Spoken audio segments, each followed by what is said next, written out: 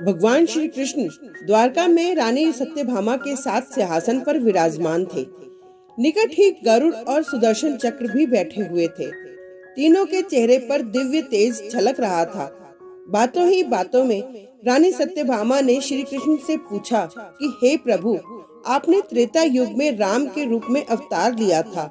सीता आपकी पत्नी थी, क्या वे मुझसे भी ज्यादा सुंदर थीं? द्वारकाधीश समझ गए कि सत्यभामा को अपने रूप का अभिमान हो गया है।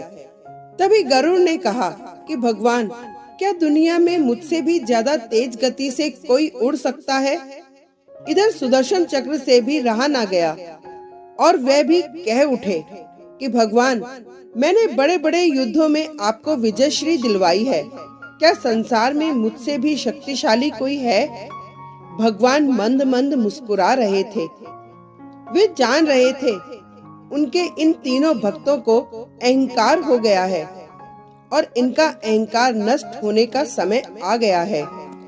ऐसा सोचकर उन्होंने गरुड़ से कहा कि हे गरुड़, तुम हनुमान के पास जाओ और कहना कि भगवान राम माता सीता के साथ उनकी प्रतीक्षा कर रहे हैं।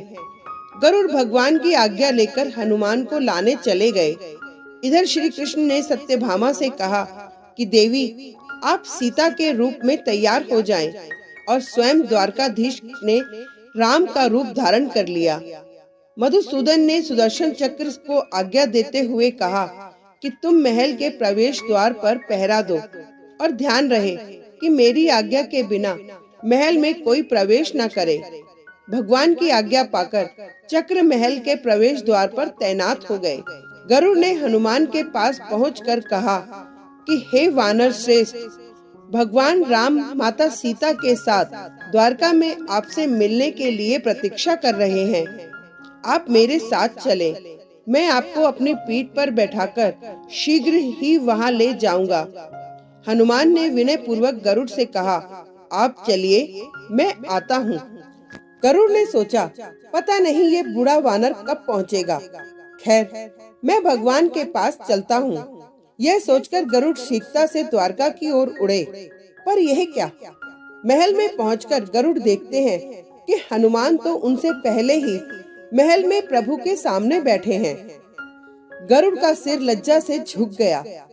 तभी श्री राम ने हनुमान से कहा कि पवन पुत्र, तुम बिना आज्ञा के महल में कैसे प्रवेश कर गए? क्या तुम्हें किसी ने प्रवेश द्वार पर रोका नहीं?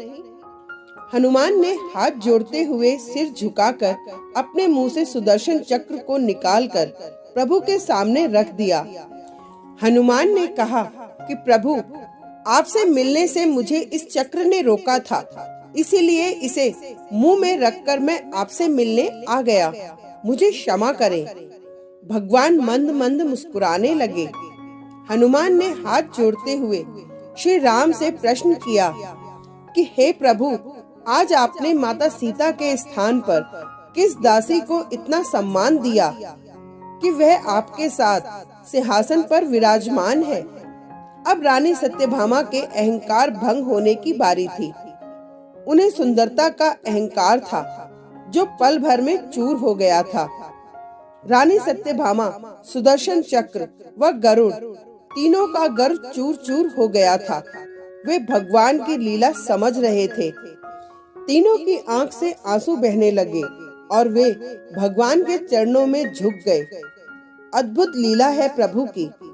जब इन तीनों का अहंकार चूर चूर हो गया तो इंसानों की क्या बात है। Thank you.